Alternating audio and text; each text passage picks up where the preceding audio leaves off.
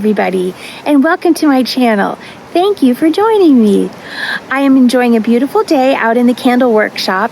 I'm very inspired by nature. It is a gorgeous sunny day, and today I'm working on a best-selling fragrance called Rum Reef. I'm tying it in with one of my well-known paintings, Coral Reef Mural, where I explore the coral reefs and the beautiful creatures that live there, like sea turtles, dolphins, manatees, tarpons, lobsters, and all sorts of beautiful tropical fish. And I'm going to create a beautiful tie-in with a turquoise candle. So join me today in the workshop. Come along, pour candles with me, and let's make 2023 smell amazing. Hey there everyone, and welcome to my channel. Don't mind the rough edges of my candle workshop. We're still getting it spruced up and cleaned up and organized, and we're going to get there. First, I just want to introduce you to this jar. This is a substantial glass jar. It's 12 ounces, and the unique feature of it is that it's footed. So what I like about this is it's very practical, and as you burn your candle, your jar heats up, and if you have a foot on the jar, it gives you that much more of a peace of mind that you're not going to scorch or leave any marks on your furniture. I still recommend putting this on a coaster or a board, and definitely don't leave it unattended. So this is what I love about this jar. Besides, it has a gorgeous look and very straight sides, so that I can do a wraparound label on it that can showcase my art, I think, in a really good way. So this is one of the reasons I chose this jar. Now, I've done extensive testing. There are like a million different wicks that can be chosen, and then they have to be paired with the fragrance oil because they all burn different depending on the different ingredients. So I've narrowed it down after all my testing to this wick. So I'm getting ready to wick these jars, and then we're gonna pour the wax and make some beautiful candles in here today. So I showed you the jar with no label. Here it is with a tester label sample that I ordered, and I've changed the font and some of the particulars in here and the name and whatnot. So what I've done is I've taken one of my very popular paintings called the Coral Reef Mural, and it's got the manatees, the turtles, jellyfish, tropical reef fish, coral reef grouper, more turtles, even some mangroves, and even, if you didn't notice, a little tarpon up here and a little eagle ray. So I won't get into the painting's particulars, but I assume a lot of you are familiar with my work. If you're not, you can check out my Etsy shop, Kelly Tracht Art, and you can find this print there. But what I've done is, using my Photoshop skills, I've taken out elements of the painting, and I have isolated them on top to swim over the frame, which will have the name and the logo on it. So this label will also have my website of where you can buy the work, and they will also feature our brand abakiki.com, which is also a place to look at my work and to buy my work on items like shirts and whatnot. Anyway, so this is a very high quality vinyl label that I am having custom made after my design, and this is how it will wrap on the jar. So you can see that this jar is a very straight up and down jar, and believe it or not, it's very challenging to find jars that are perfectly 90 degrees perpendicular to the horizon line, so that your label will wrap around and not look crooked.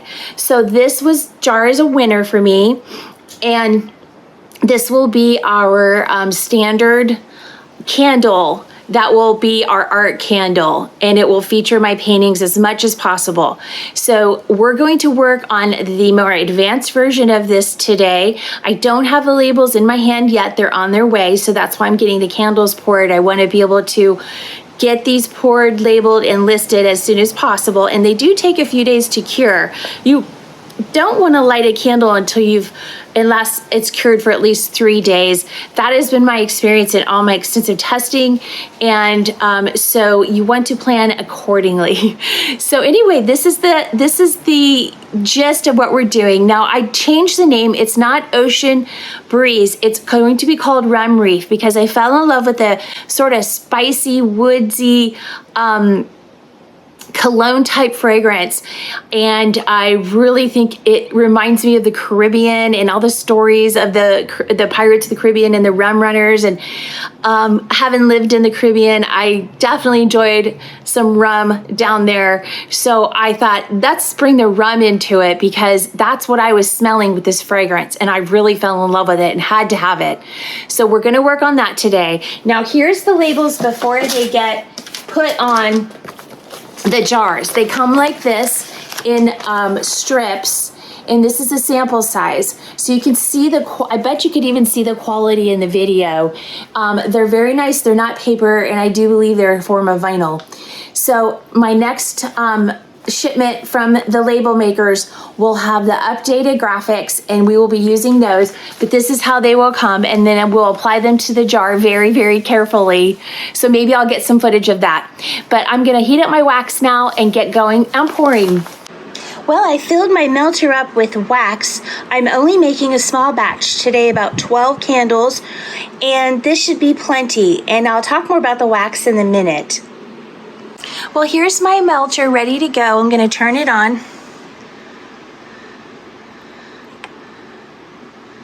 And I only need it to get up to about 185 degrees. Isn't it pretty? Let's put our lid on. So instead of frying stuff in this, we're going to melt wax to make beautiful candles. Isn't that amazing? Here's my scale. I'm going to be weighing the fragrance out. And let me talk to you a little bit about the wax. So I'm using a 50-50 parablend, and that means it's 50% paraffin and 50% soy.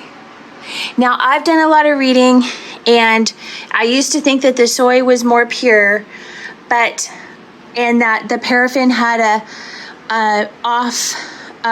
not an off gas, but it created soot that was unhealthy. But I rested easy when I learned that paraffin is no more toxic than soy. Soy is most likely GMO and that kind of thing, and which isn't even really the issue. A lot of the problems people have with candles, I've discovered, is actually with the wick. So I'm using very high quality wicks. I don't know what the big candle makers use, but my candles do not smell of anything that concerns me. And I'll talk more about that later because I did suffer with multiple chemical sensitivity at one time, which I have under control. And so I completely empathize with anyone who has those concerns. I have not reacted to anything that I've made. And so that gives me a lot of confidence because a lot of times I'm the canary in the coal mine. So this will melt here. This does not take much time, and we'll come back and wick our jars.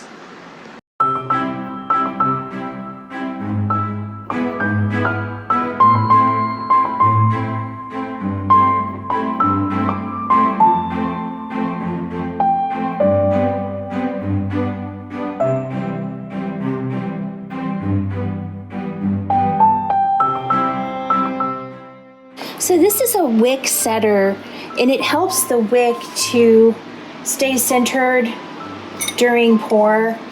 And I'm giving it just a little very gentle twist.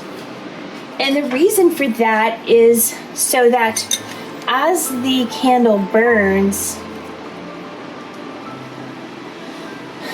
the wick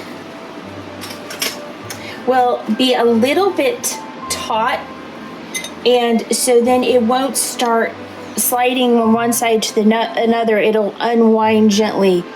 So that's the idea behind that. So if you get a candle from us and the wick seems slightly over to one side, don't worry, because that's just because we've twisted the wick so that it will go in a spiral as it burns down the wax over time, and it won't lean to one side or another because it'll be taut.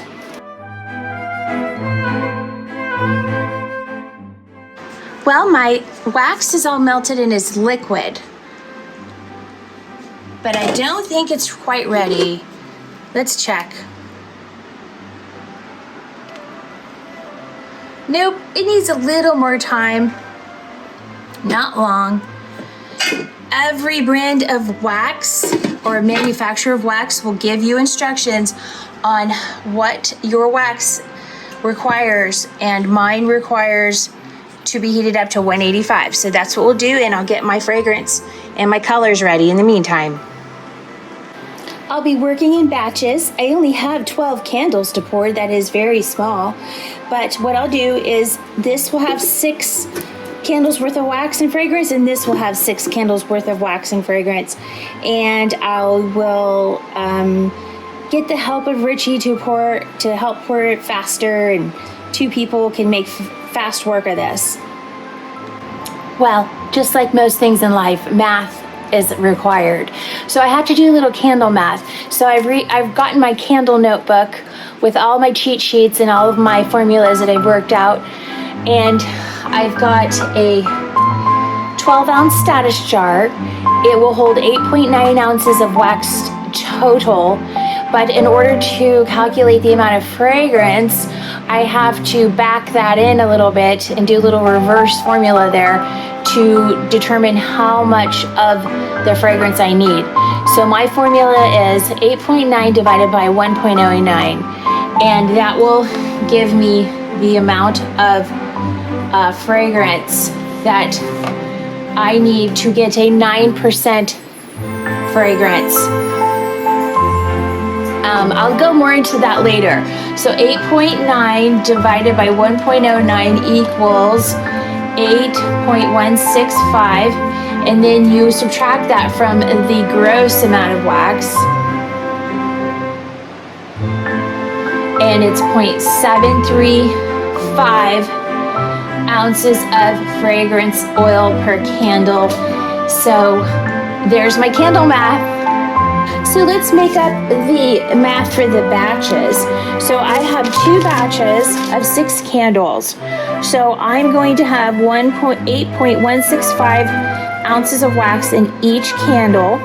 So 8.165 times 6 equals 48.99 ounces of wax is going to go in each of my batch jugs. And then let's see how much fragrance oil is going to go in each one. Times 6 equals 4.41 ounces in each jug to make enough for 6 candles. Now it's time to weigh the fragrance. We want to get it ready so that when we pour the hot oil into our containers, we can just be ready to do that right away. Here's a great tip on how to pour something out of a jar. So I need 4.41 ounces in each of my batches. There, right on the money. So my scale says 4.41. Okay, let's do the next one, which is not going to fit in there. So I'll use this one. Well, I've gone slightly over, so I grabbed something called a pipette, and I'm going to just siphon it out. I only need to siphon out 1/10 of an ounce. That way I don't waste and I don't oversaturate my wax. Each manufacturer has a maximum amount of fragrance that the wax is chemically able to hold or bond with. So you don't want to go over that. So you want to be precise, and plus you don't want to waste because these bottles are quite expensive. So here's my fragrance. This is how much fragrance is going to go into 12 candles. Isn't that amazing? And that was half a bottle. And these bottles are, these are luxurious. These are, what would you say? These are premium. And so this is where a big part of the expense comes in with candles, but it's worth it because scent is king in candles. Well, I've gone slightly over the needed temperature, so I've lowered this down, and I will allow this to cool off for a few minutes while I get my color ready. Well, you guys know I'm a painter, so I love color. I want to show you an example of some of the colors that I can get in these waxes, and I just think they're just glorious. So these are some of my testers that I've wasn't happy with, and so I dug the wax out, and I'll be making fire starters with those. But this just gives you an idea. Oh, and they smell so good. They usually are just not wicked correctly. Oh my gosh, that's my favorite. That one is the jungle candy. So I'm going to be using a teal today. This is an example of a blue and orange and yellow, and then even a pale yellow. And I just had these laying around, so I thought I'd show this to you. So my line will have color. I will be making white when necessary, but 9 out of 10 of my candles will have color. I think it goes with my brand. What do you think down below? I really enjoy the color, and I think that it's kind of like food. You see it with your eyes first, and then you kind of get an idea of what to expect with the fragrance. So let me know if you like colored candles down below, and if you think I made the right choice by going with color. I don't know if I showed these before, but these are fire starters, and isn't that fun? I'll explain what these are. This is an egg crate that I used, had eggs in it, and then saved it, and then poured used wax like I just showed you, candles that didn't work out. I just hate throwing anything away. I mean, there's a lot of time and money, and plus resources, and plus just waste. So I enjoy trying to find ways to use things like that.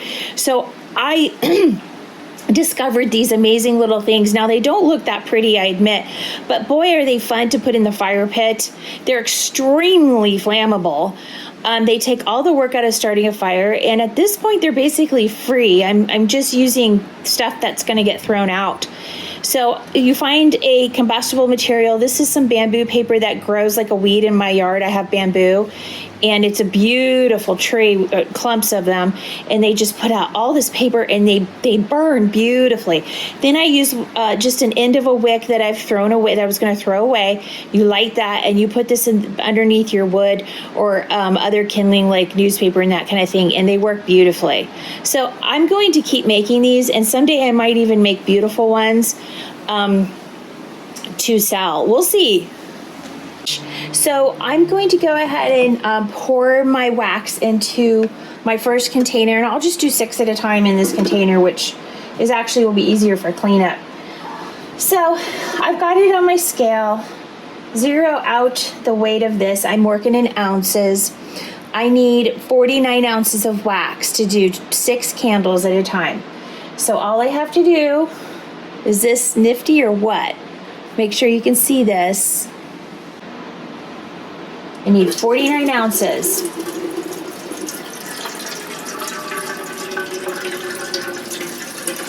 And because I have this little shelf, just this really primitive shelf, I can just set my scale up and set my container up and plug in my melter and just pour it straight into there, right onto my scale, and I can be watching that as it pours, and I can real quick turn it off when I get to the right number. Although this one thing is that this handle does get a little warm. It won't burn you, but it's just too warm to keep your hand resting there. So I need 49 ounces of hot wax.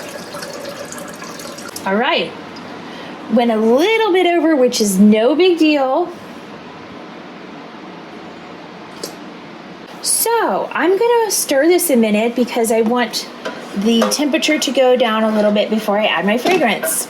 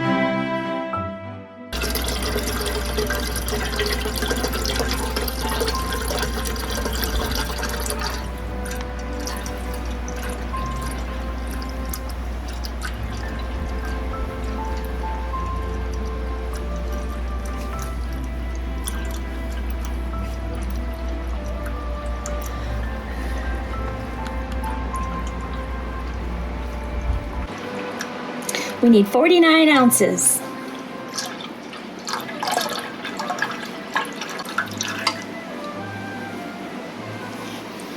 Almost on the nose. Well, I added my fragrance and now I'm gonna sit here and stir for 2 straight minutes so that the fragrance bonds correctly with the wax molecules. It's really key, I found, so that no oil sits on top of your candle. It can become flammable or hazardous, and plus it'll give it a better scent when it's lit, and it's really the only way, and all the manufacturers stress this. So 2 minutes.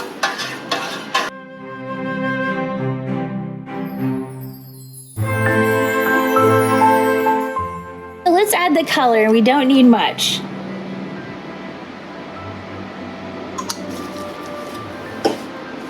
See if I can show it to you. Oh, look at that. It just filled the whole jug so fast. So this is the liquid dye. I've never used the blocks that are sold. This I prefer so far. And you see how dark it is, but it won't be that dark after the candle cools. So I think these are ready to pour. Let's do this. Well, we're ready to pour this gorgeous wax, and it smells awesome. Oh my God, that smells so good, and I love the blue. It really looks tropical. This takes a steady hand, y'all. This is a hot wax. It's a heavy container, and gotta concentrate. It is so pretty.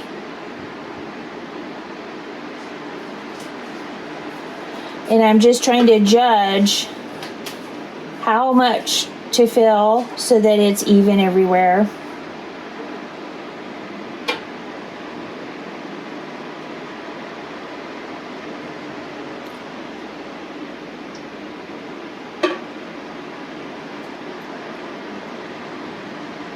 And I think I nailed it. Well, that's awesome.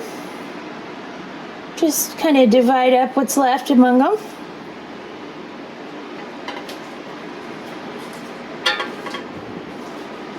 These are so pretty. Oh, I just can't wait to get the labels on these. With my coral reef mural and the turtles and the manatees. It's so cool. There they are. The Rum Reef. All pretty and ready to cure up. Okay, we'll come back and check on these babies tomorrow. This will be where the candles lit for the next day as they cure, or I should say cool. And then I'll keep them in here for 3 days. I like to have a cover on them so that no dust or anything gets on the tops. And you see how pretty that blue is? Now at the bottom you see that it is starting to cool, and that's because that color is going to lighten up quite a bit. And it's just, to me, it's a very tropical blue. I think this batch is going to be a little darker than the other one, which doesn't bother me at all. That is not a deal killer for me. That is just the art of it, and it's just like 2 paintings. They'll never be the same. If you try to reproduce a painting, it's going to have its own unique qualities, and this has an art to it. So anyway, these will stay in here for 3 days, and then I will trim the wicks, and hopefully we'll get our labels by then, and then maybe list them on Etsy and get them over to the gallery so they can be in a pretty environment on a pretty shelf. So let's put these babies to bed. Well guys, are you ready for the big reveal? I didn't want to lift the lid in your presence because it makes an awful noise. So I just go ahead and just show you how pretty these look. I love the color. It just really is just spot on. I thought it was going to be a little greener, but I actually really prefer this, and I'm going to roll with it. They smell really good. They look gorgeous. The tops are smooth, Any little drips are normal, and it's no problem for me to get those off before they get labeled and shipped out. Here's the other 6. So we have 12 of these to get feedback from my customers and make sure that they are top-notch and performing how we want. Test out the labels that are coming, and then we'll get them on a shelf of display at the gallery and then also listed on the Etsy shop. It's so exciting. I already have people purchasing the Valentine's Day candles on the Abakiki shop, and I'm very excited to get their feedback. I really want my early customers to feel free to tell us all how they experience these candles. Do they love them? Are there places that we need to improve them? That kind of thing. So that's what I'll be looking for. So follow me next. I'll be doing a wick trimming and then a labeling on these beauties. Rum Reef in the footed 12-ounce jar. All right, on to the next step.